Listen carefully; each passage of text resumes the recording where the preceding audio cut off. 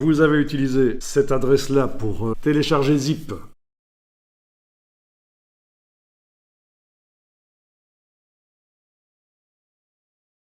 Vous voyez qu'il y a la conception de la broche de motif qui a démarré de ceci, puis qui a été modifiée pour en arriver à ça. Autour, vous avez des tests avec la broche de motif. Là, je vais les supprimer avec la flèche noire, je vais les sélectionner et les supprimer. Voilà. Si on zoome encore plus en arrière, on a le texte ici qui peut être également supprimé. C'était juste pour montrer que la broche de motif pouvait se mettre sur du texte. Celle-là, je vais la supprimer aussi. Voilà. Donc, je me retrouve avec finalement plus que ce qui est là sur la page. Alors, le contour blanc qui a été mis sur la feuille pliée, la feuille d'arbre pliée ici, c'est pour que la tige soit bien visible quand elle se superpose à la forme noire de... La tige de la feuille soit bien visible quand elle se superpose à la forme noire de la branche, mais également si, quand on utilise la broche, elle se superpose à elle-même. On va pouvoir faire un test et on va pousser un peu plus loin, on va mettre également autour de la branche un contour blanc. Parce que vous allez voir que ce n'est pas l'idéal actuellement, c'est en cours de progression.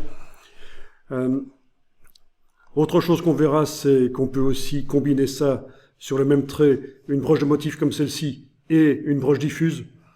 On verra aussi que ceci peut servir pour le travail papercut. Pourquoi ? Parce que, voilà, on l'a fait en noir et blanc, uniquement du noir et du blanc, c'est pour ça, c'est en vue du travail papercut, pour faire des découpes. Et bien sûr, une broche de motif, celle-ci aurait pu contenir de la couleur, des dégradés, on aurait pu, mais ici, l'axe qui a été pris dans le travail ici, c'est de faire uniquement du noir et blanc parce que ça va servir pour faire du papercut. Alors, première chose, vous pouvez activer le pinceau et aller dans la palette des formes, menu fenêtre forme, pour sélectionner, pour activer la broche. Bon, elle est déjà activée.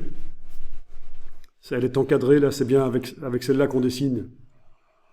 Broche de motif. Alors, il faut noter qu'une broche de motif, mais notre broche de motif, on la retrouve là, voilà. Mais elle est également ici, sur un angle. C'est Illustrator qui automatiquement a adapté notre broche de motif horizontale pour l'utiliser sur un angle. On peut charger, à la place de cette adaptation automatique de Illustrator, on peut charger notre propre version des angles, quand la broche est appliquée sur des angles. C'est ça qui est intéressant avec les broches de motifs. Il y a aussi un démarrage et une fin qui peut être mis, mais ça, ce sera vu plus tard. Alors, ce que vous pourriez faire avec le pinceau, c'est simplement dessiner avec cette broche de motifs pour voir comment ça fonctionne.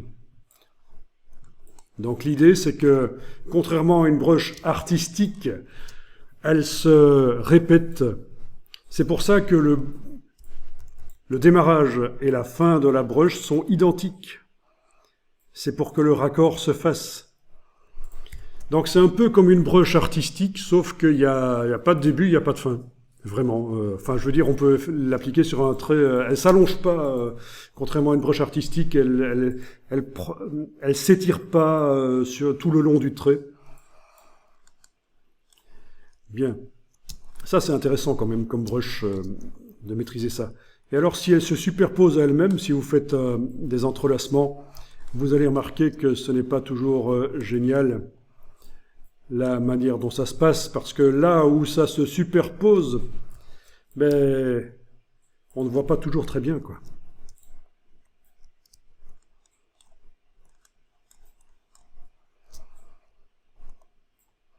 Donc c'est pour ça qu'on va faire une version avec du blanc autour de la branche, pour que quand ça se superpose, ça nous fasse quelque chose de correct.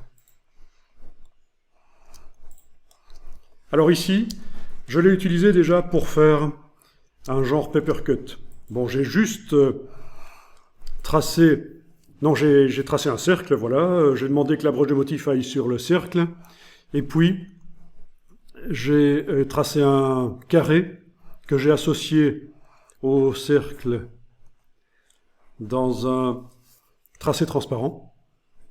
Il a fallu vectoriser la brush, faire apparaître ces vecteurs. Mais ça, c'est quelque chose qu'on va faire ensemble, donc ne vous inquiétez pas sur la manière dont ça va se passer ici. Mais en tout cas, voilà, vous voyez le style Papercut. Ici, j'ai mis une ombre peut-être un peu trop forte. Je vais aller dans la palette aspect, diminuer un peu la quantité d'ombre.